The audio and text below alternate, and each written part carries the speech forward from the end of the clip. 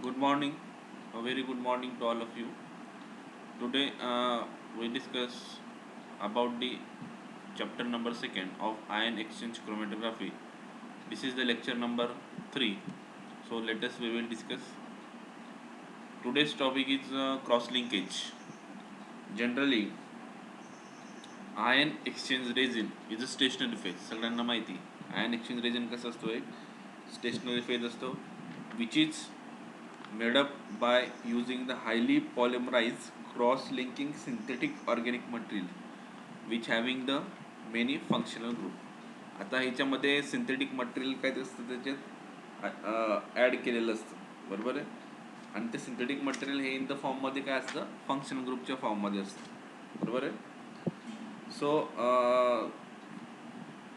the resin which is to be used, it is good if it should have sufficient rigidity, then the porosity and less solubility. एक तर तो rigid पाहिजे, तो पोरस पण पाहिजे आणि हा कमी सोल्युबल झालेला पाहिजे, म्हणजे लेस सोल्युबिलिटी पाहिजे, बरोबर आहे. जनरली आपण हे झालं तुम्हाला टेंटेटिव्ह इंट्रोडक्शन्स ऑफ क्रॉस लिंकेज. अजून आपण याच्यामध्ये पाहू most typical ion exchange resins which are based on cross linking polystyrene. आता जनरली क्रॉस लिंकिंग पॉलिस्टराईन हे जे काय वर्ड यूज केलेला आहे, तर तो काय तुम्ही क्रॉस लिंकिंग म्हणून इथं वापरलेला आहे, बरोबर आहे. जे काय मटेरियल वापरलं आहे ते कुठलं मटेरियल आहे, पॉलिस्टराईनचं मटेरियल, बरोबर आहे. The actual ion exchanging sites are introduced after polymerization, बरोबर आहे. आयन्स एक्सचेंज जे होतं ते केव्हा होतं, पॉलिमरायझेशन झाल्यानंतर, बरोबर आहे. पॉलिमरायझेशन एकदा ते स्टार्ट झालं की त्याच्यामध्ये आयन एक्सचेंज स्टार्ट व्हायला सुरुवात होते. Ion exchange resin have specific properties like available capacity, acid base strength, then the particle size, porosity and swelling on which the release characteristics of drug resonates are depends, बरोबर आहे. म्हणजे ज्या particular जे काय ion exchange resin तुम्ही use करणार आहे त्याच्या काही प्रॉपर्टीज आहेत, त्या प्रॉपर्टीजमध्ये एक ॲसिड स्ट्रेंथ एक भाग आला, नंतर त्याच्यात पार्टिकल साईज आली, नंतर त्याची पोरसिटी आली, नंतर त्याचे स्वेलिंग कॅपॅसिटी आली, बरोबर आहे. मग याच्यावर काय असतं, कॅरेक्टरिस्टिक डिपेंड्स असतं. कसल्या कोणाच्या कॅरेक्टरिस्टिक, ड्रग्सचं रेझिस्टन्स ड्रगची रेजिस्टन्स पॉवर किती आहे ती ह्या कॅरेक्टरवर डिपेंड असते. The cross linking molecule must be able to polymerize at 2 or 3 ends, बरोबर आहे. म्हणजे क्रॉस लिंकिंग जेव्हा स्टार्ट होते पॉलिमरायझेशन झाल्यानंतर, तर ते पॉलिमरायझेशन एक तर सेकंड किंवा 3 एंडला स्टार्ट होतं, बरोबर आहे. 2 किंवा 3 एंडला जनरली पॉलिमरायझेशन होत असतं. The most common cross linker is divinyl benzene which is abbreviated as DVB. Here the abbreviation as DVB. आता DVBचं ॲब्रिव्हिएशन जर करायचं असलं तर त्याचं लॉंग फॉर्म काय आला, डायविनिल बेन्झीन. आता जनरली डायविनिल बेन्झीन हा जास्त करून आयन एक्सचेंज रेझिन म्हणून यूज केलेला असतो, बरोबर आहे. त्याला शॉर्ट फॉर्म काय म्हटलं जातं, DVB. त्याला क्रॉस लिंकेज म्हटलं तरी चालेल. मग हा डायविनिल बेन्झीन काय, it is a resin, it has determine the tightness of the resin. मग रेझिनचं टाईटनेस किती आहे याच्यावर डिपेंड असतं. टाईटनेस म्हणजे toughness. Then higher cross link resins have lower moisture content. जे हायर क्रॉस लिंक रेझिन जे असतात त्यांचं मॉइश्चर कंटेंट काय असतं, कमी असतं. It having the meaning of more plastic, बरोबर आहे, आणि higher capacities. So here in this that I already mentioned the properties of good resin is high sufficient rigidity, then the porosity, then its less solubility. That all these quantities of resins are associated with number of cross linkage. आता याच्यामध्ये number of cross लिंकेजवर सगळं काही तुमचं depends. कसल्या तर तुमच्या याची selectivity, ion exchange and capacity याच्यावरती दोघं डिपेंड असतात. It is a important role in selectivity as well as ion exchanging capacity. The level of with the level of resin used in softening, the standard resin has DVB level of 8%. आता standard DVB resin असेल त्याचे जे तुम्ही percentage पाहिलं तर किती असतो तो 8% असतो. आता DVB म्हणजे काय नेमकं आणि 8% काय असतं, the number of cross linkage. बरोबर आहे. म्हणजे DVB लेवल चेक करत असताना म्हणजेच काय चेक करता, number of cross linkage check करता. The number of cross linkage is expressed in terms of percentage of cross linked agents. मग आता क्रॉस लिंक्ड एजंट कुठला आहे इथं, DVB म्हणजे डायव्हिनाइल बेन्झीन आहे. आता त्याचं क्रॉस लिंकेज जे काही एजंट म्हणून जे काही पर्सेंटेज येईल त्याचं ते पर्सेंटेज किती असतं, जनरली 8 to 10% असतं. बरोबर आहे. नियर अबाउट 8 असतं किंवा 10% पर्यंत इथे इन्क्रीज होत असतं. Ion exchange resins is insoluble, then it is inert, then it is relatively rigid materials. हे तुम्हाला ऑलरेडी एक्सप्रेस केलं गेलेलं आहे. Generally highly cross linkeds are usually more brittles. ते ब्रिटल इन नेचर असतात, ते हार्डर असतात आणि ते पोरस असतात. त्यांचे less cross linked links. When placed in water, it gives smell, but divinyl benzene prevents the resin from infinite swelling. बरोबर आहे.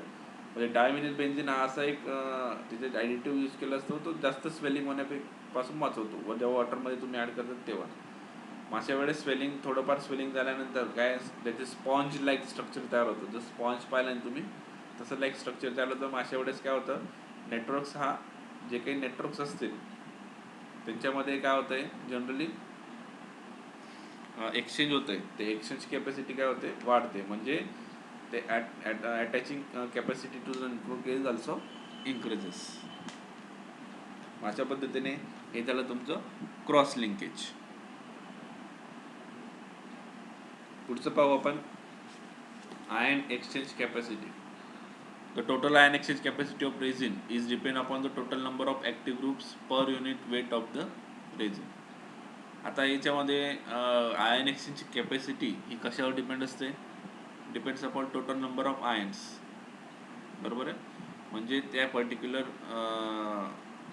सोल्युशनमध्ये नंबर ऑफ ॲक्टिव्ह आयन्स किती आहे हे कशावरून कॅल्क्युलेट होतं, per unit weight of resin. म्हणजे रेझिनच्या रेझिनमध्ये जे काही सोल्युशन तुम्ही डिप केलेलं असेल तर रेझिनचं वेट आणि त्यांचे नंबर ऑफ आयन्स हे दोघांचं कॉम्बिनेशन किंवा कॉन्ट्रीब्युशन असेल त्याच्यावरून तुम्ही टोटल आयन एक्सचेंज कॅपॅसिटी हे काढू शकता. Greater is the capacity of resin. जेवढं जास्त नंबर ऑफ आयन्स ॲक्टिव्ह जास्त असतील तेवढी कॅपॅसिटी काय असेल रेझिनची जास्त असेल. बरोबर आहे. The capacity is express in usually milliequivalent per gram of exchanger. आता कशामध्ये एक्सप्रेस केले जाते, ion exchange capacity milliequivalent per gram. तुम्हाला ते MCQला विचारू शकतो. That is milliequivalent per gram. The capacity of these acidic cation exchange or resin also depends upon the pH. So the good values are given at about pH 9.0 for weakly acidic. आता weakly acidic compound जर असेल, बरोबर आहे, weakly acidic capacity असेल एक्सचेंजची किंवा रेझिनची. आता याच्यामध्ये pH वर डिपेंड असतं. मतलब वीक ॲसिडिक pH असेल तर चांगल्या जे काही आयन एक्सचेंज कॅपॅसिटीचे व्हॅल्यू जे असतात त्या pH 9.0ला चांगल्या भेटतात. बरोबर आहे. नाहीतर मग pH 5.0 or below for weakly basic resin. Weakly basic रेझिनसाठी जर कॅपॅसिटी हवी असेल त्याचं pH काय पाहिजे, मेंटेन 5.0. म्हणजे 5.0 pH असेल तुम्हाला टोटल एक्सचेंज कॅपॅसिटीचा जो ion exchange capacity of cation exchange रेझिनचा जो रिझल्ट आहे तो कसा भेटेल, चांगला भेटेल. गुड व्हॅल्यूज केव्हा येतं, pH 9.0 फॉर वीकली ॲसिडिक आणि pH 5.0 for weakly basic resin. आता आपण पाहू ion exchange capacity of cation exchange resin. याच्यामध्ये V/N डिवायडेड बाय W. आता V म्हणजे काय असतं, generally V is volume of alkali solution required to titrate acid solution. बरोबर आहे. म्हणजे व्हॉल्यूम ऑफ अल्कली सोल्युशन जे काय तुम्ही व्हॉल्यूम घेतलेले अल्कली सोल्युशनचं, बरोबर आहे, त्याच्यासोबत तुम्ही टायट्रेशन करणार कोणाचं, ॲसिडचं. मग ते व्हॉल्यूमवर काय असतो तो डिपेंड असतो. N म्हणजे काय, non strength of alkali solution. म्हणजे तुम्ही किती नॉर्मॅलिटीचं अल्कली सोल्युशन हे घेतलेलं आहे, म्हणजे त्याचं व्हॉल्यूम तर आहेच, ते किती स्ट्रेंथचं आहे, तिचं किती कॉन्सन्ट्रेशनचं आहे याच्यावर सुद्धा ते डिपेंड असतं. म्हणजे 0.1चं आहे का 1 नॉर्मलचं आहे आणि डब्ल्यू म्हणजे काय, weight of resin in the column. म्हणजे त्या कॉलममध्ये तुम्ही किती रेझिन ॲड केलेलं आहे, त्याचं वेट किती आहे, ते जर तुम्ही त्याच्यात टाकलं तर तुम्हाला जर हे व्ही माहिती असेल, व्हॉल्यूम माहिती असेल, नाहीतर मग स्ट्रेंथ माहिती असेल आणि मग वेट माहिती असेल त्या रेझिनचं, तर तुम्हाला इझिली कॅल्क्युलेट करता येईल काय, ion exchange capacity of cation exchange resin. Generally the capacity of weak acid cation exchange resin are also depend on pH. हे तुमचं झालेलं रिपीट झालं आहे. The capacity of ion exchange is quantitative measure of its ability to take up exchangeable counterions and is therefore important. The capacity may be expressed as a total ionic capacity, available capacity or dynamic capacity. आता याचे 3 part आहे कॅपॅसिटीचे, total ionic capacity, available capacity आणि dynamic capacity. Generally total ionic capacity हे जर तुम्ही काढायचं म्हटलं तर it is the number of charge substituent groups per gram dry exchanger और per ml of swollen gel. म्हणजे जेलचे स्वॉलन जेवढं होईल एक ml ला, पर्टिक्युलर आपण 1 ml घेऊ, 1 ml ला, तर त्याची कॅपॅसिटी जे काही सबस्टिट्युएंट्स ग्रुप्स त्याचे अटॅच असतील तेवढी त्याची काय असते, टोटल आयोनिक कॅपॅसिटी असते. तर total capacity can be measured by filtration with strong acid और स्ट्रॉंग बेस. त्याचं फिल्ट्रेशन करा स्ट्रॉंग ॲसिड आणि स्ट्रॉंग बेससोबत, तुम्हाला काय भेटेल, टोटल कॅपॅसिटी ही मिळून जाईल. टायट्रेशन जर केलं तुम्ही स्ट्रॉंग ॲसिड आणि स्ट्रॉंग बेस सोबत, तर त्याच्यात तुम्हाला टोटल कॅपॅसिटी एक्झॅक्ट तुम्हाला काढता येईल. पुढचं बघू, effect of pH on separation of amino acid. Generally this is the structure of amino acid. पहिले आपण डायग्राम पाहून घेऊ. RCH NH3 and COH हे ज्विटर आयन आहे. Zwitter ion means what, presence of positive as well as what, negative charge. This is the zwitter ion form. बरोबर आहे. आता zwitter ion फॉर्ममध्ये NH2 चा एक H जास्त आहे म्हणजे NH3 आहे, तर फॉर्मेशन ऑफ कुठला चार्ज होईल, नायट्रोजन ऑफ पॉझिटिव्ह चार्ज होईल. आणि CO मायनस हा कार्बोक्सिलेट अनायन आहे, हा तुम्हाला माहिती आहे CO मायनस. मग ज्विटर आयन फॉर्ममध्ये हा PK2 आहे, हा PK1 आहे. PK2 म्हणजे काय, pH इकडं वाढवलेलं आहे, इकडं pH कमी केलेलं आहे. बरोबर आहे. जेव्हा pH तुम्ही वाढवतात तेव्हा काय होतं आहे, जे काही प्रोटोनेशन आहे ते लॉस होतं आहे, म्हणजे फक्त अनायन हा फॉर्म होतो आहे. प्रोटोनेशन लॉस होतं आहे म्हणजे काय होतं, इथं -H+ होतं आहे. बरोबर आहे. प्रोटोनेशन लॉस झालं, इथे काय होतं आहे, +H म्हणजे इथं ॲसिडिक होतं आहे, म्हणजे H+ आयनचं कॉन्सन्ट्रेशन वाढत आहे. +H जर केलं तर CO- चा निगेटिव्ह चार्ज लॉस होईल आणि काय तयार होईल, ॲसिड तयार होईल. मग अशा वेळेस कुठला चार्ज भेटतो, पॉझिटिव्ह चार्ज. म्हणजे लो pH ला तुम्हाला कटायन भेटतो आणि हाय pH ला तुम्हाला काय भेटतो, अनायन भेटतो. समजलं सगळ्यांना. बरोबर आहे. पुन्हा एकदा सांगतो, हाय pH ला तुम्हाला अनायन भेटेल कारण की तुम्ही H+ काय करताय, लॉस करताय. बरोबर आहे. आणि ते H+ ॲड करताय. मग लो pH ला काय होतं आहे, H+ ॲड केल्यामुळे CO- वरती मायनस चार्ज चालला जातो आणि H येतो आहे. म्हणून तो कुठला चार्ज येतो, इथं positive charge as it is असतो आहे. म्हणून लो pH ला तुम्हाला काय भेटतं, कटायन. आता आपण ते इथं पाहू. As you decrease the pH you are increasing the concentration of H+ ion in the solution. आता इथं डिक्रीज होतं आहे. बरोबर आहे. आणि H+ आयनचं कॉन्सन्ट्रेशन इन्क्रीज करतो म्हणजे +H करतो आहे आपण. PK1 म्हणजे काय, +H आपण ॲड करतो आहे. The higher the concentration of H+, more likely certain groups will be protonated. जेवढं H+ आयनचं कॉन्सन्ट्रेशन जास्त तेवढं प्रोटोनेशन जास्त. म्हणून कोणाचं प्रोटोनेशन होतं आहे, ॲसिडचं प्रोटोनेशन होतं आहे. बरोबर आहे. Zwitter ion, although it has positive charge as well as negative charge components, has a net charge of 0. इथं नेट चार्ज काय आला, इथं 0 आला. इथं नेट चार्ज -1, इथं नेट चार्ज काय +1 आहे, इथं 0 आहे. 0 का बरं, पॉझिटिव्ह निगेटिव्ह चार्ज असल्यामुळे. सी मिडल इमेज म्हणजे ही मिडल इमेज काय, ज्विटर आयनची, की त्याच्यामध्ये पॉझिटिव्ह आणि निगेटिव्ह कॉम्पोनंट्स हे काय प्रेझेंट आहे. As you decrease the pH, the negative components become protonated. बरोबर आहे. म्हणजे pH जर कमी केला आपण तर निगेटिव्ह कॉम्पोनंट्स काय होतं, इथं प्रोटोनेट होतं आहे आणि thus loses its negative charge. आता लेफ्ट इमेज पहा, the overall charge of the molecule then becomes more positive. माझ्या याच्यामध्ये काय होतं आहे, pH हा आपण कमी करतोय, इकडं pH काय होतं, वाढतोय. Decrease in pH the negative component becomes protonated. Negative components म्हणजे काय, हा हा कंपाऊंड प्रोटोनेट होतोय. बरोबर, प्रोटोनेट होतोय म्हणजे काय, H+ ॲड होतोय, म्हणजे हा निगेटिव्ह चार्ज काय झाला इथं लूज झाला, and hence the overall charge of this molecule becomes positive, म्हणून त्याला काय म्हटलंय, कटायन म्हटलेलं. समजलं? तसंच मग काय हाय pH येईल. As you increase the pH, the positive components become lose proton and thus lose its positive charge. बरोबर आहे. राईट इमेज पहा बरं, पॉझिटिव्ह लूज करतोय तो, म्हणजे इथं काय होतंय, -H+ होतंय, म्हणजे pH हा इन्क्रीज होतोय.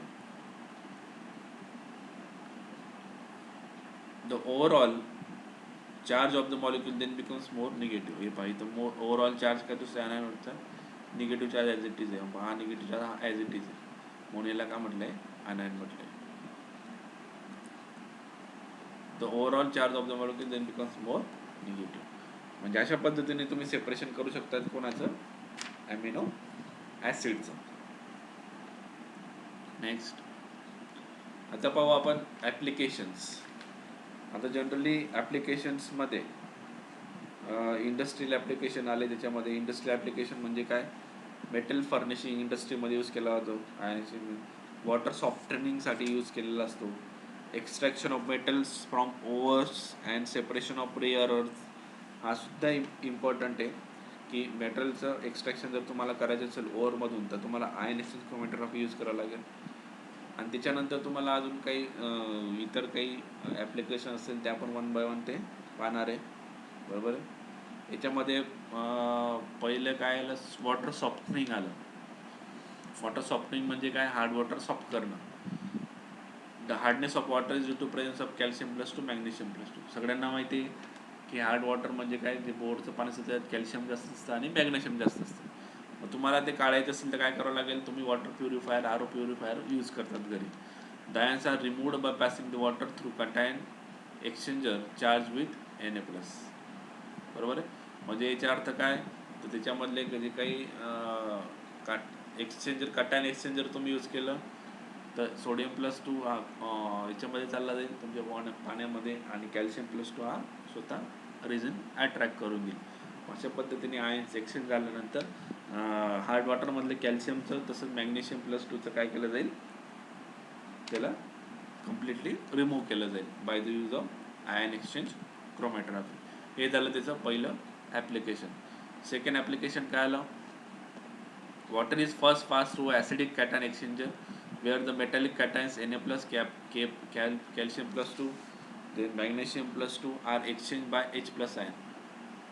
आता पहिले काय केलं, आता ॲसिड कॅटायन एक्सचेंजर मधून वॉटर पास केलेलं असतं. बरोबर आहे. वेअर द मेटॅलिक कॅटायन्स, आता कुठले असतात कॅटायन एक्सचेंजरमध्ये, Na+ असतो, Calcium+2, magnesium are exchanged by H+ ion. आणि ते झाल्यानंतर त्याच्यामध्ये H+ ion नंतर तुम्ही एक्सचेंज करू शकता. म्हणजे तुमचा H+ ion जो आहे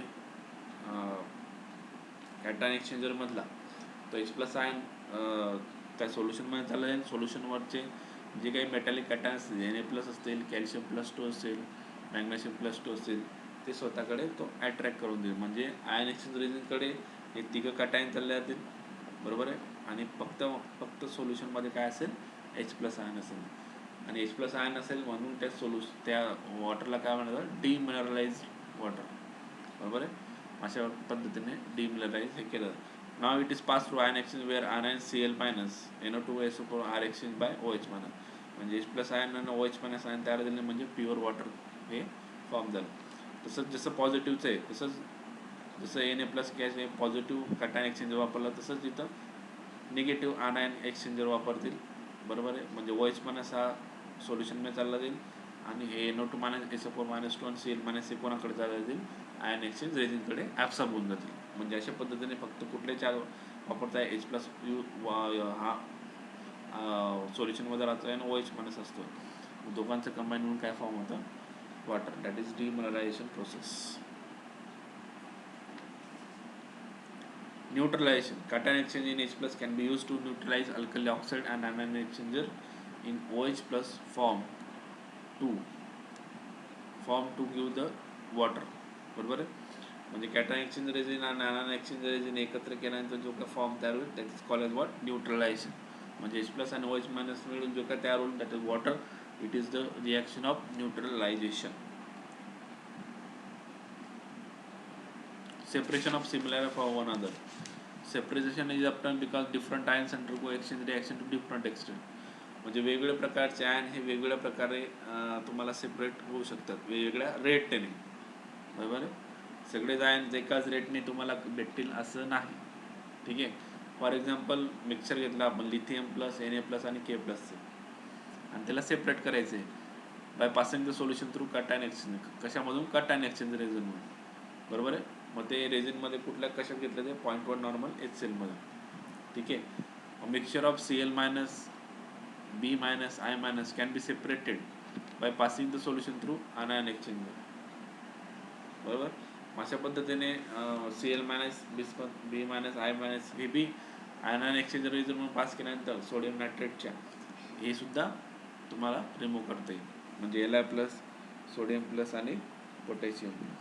या टेक्निकला काय म्हणतात? It takes about the 5 hours for completions of elution then sodium plus आणि पोटॅशियम प्लस. मग इल्युशनसाठी जो काय व्हॉल्यूम वापरला जातो तो लेंथ ऑफ कॉलमवर डिपेंड होतो व्हॉल्यूम. नंतर मग पार्टिकल साईज ऑफ रेझिनवर डिपेंड असतो. हे सेपरेट करण्याकरता काय काय लागतं तुम्हाला? लेंथ ऑफ कॉलम हा किती बनवायचा, पार्टिकल साईज ऑफ रेझिन किती ठेवायची, टेम्परेचर किती ठेवायचं, इलिव्हेंट का वापरायचा, इलिव्हेंट, नंतर इल्युशन. हे तुम्हाला मी आधी सांगितलेलं आहे आधीच्या साईडला हे पहिल्या लेक्चरला. इलिव्हेंट काय असतं, इलिव्हेशन काय असतं. बरोबर आहे. त्याच्यानंतर तुमचा फ्लो रेटवर डिपेंड असतं तुमचं साईड. मग अशा पद्धतीने तुम्हाला सेपरेट करता येतं mixture lithium plus, sodium plus आणि potassium by the use of what column chromatography किंवा आयन एक्सचेंज क्रोमॅटोग्राफी. त्यानंतर वेरियस इंडस्ट्रियल ॲप्लिकेशन्स आहे. मग इंडस्ट्रियल ॲप्लिकेशन्समध्ये deionisation of aqueous solution of organic compounds. त्याच्यानंतर प्युरिफिकेशन ऑफ ग्लिसरीन. म्हणजे ग्लिसरीनचं प्युरिफिकेशन करायचं असेल तरी तुम्हाला आयन एक्सचेंज रेझिन यूज करता येईल. शुगर्समध्ये आयन एक्सचेंज रेझिनचा यूज होतो. रिमूव्हल ऑफ सॉल्ट, नंतर acids and base from with dynamic solution of non ionic solids such as alcohol, aldehyde and ketone also be use for this also be separate by using the ion exchange resins. Ion exchange resins are also used in the pharmaceutical products. One ionic form to another ion exchange. म्हणजे penicillin सोडियमचं conversion potassium सॉल्टमध्ये करायचं असेल तर ion exchange resin लागतं. Thiamine म्हणजे काय? Br- conversion Cl conversion Na3 मध्ये. अशा पद्धतीने तुम्हाला जर कन्वर्जन करायचं असेल म्हणजे त्यालाच काय म्हणतात? Ion interchange. म्हणजे तर फार्मास्युटिकलमध्ये पेनिसिलिन आणि थायमिनमध्ये सुद्धा आपण आयन एक्सचेंज रेझिन हे यूज केलं असतं. कॅटलिस्टमध्ये इन द फील्ड ऑफ कॅटलिस्टमध्ये सुद्धा आयन एक्सचेंज रेझिनचा यूज होतो. म्हणजे कसा? Oxidation of unsaturated animal fats, vegetable oils from their derivatives. म्हणजे तुम्हाला जर एखादा व्हेजिटेबल्सपासून जर अनसॅच्युरेटेड फॅट्स मिळवायचे असतील तर तुम्हाला ते इझिली सेपरेट करता येतं bye the use of ion exchange chromatography. Metals असतात ते मिक्सरपासून सेपरेट करता येतात. ऑर्गॅनिक आणि इनऑर्गॅनिक आयन सेपरेट करता येतात. म्हणजे जवळपास आयन एक्सचेंज क्रोमॅटोग्राफीचे भरपूर त्याची ॲप्लिकेशन्स आहे आणि ते इंडस्ट्रीसाठी फार इम्पॉर्टंट आहे. अशा पद्धतीने हे आपलं इथं चॅप्टर आयन एक्सचेंज क्रोमॅटोग्राफी हे चॅप्टर आपलं संपतं आहे. Thank you very much.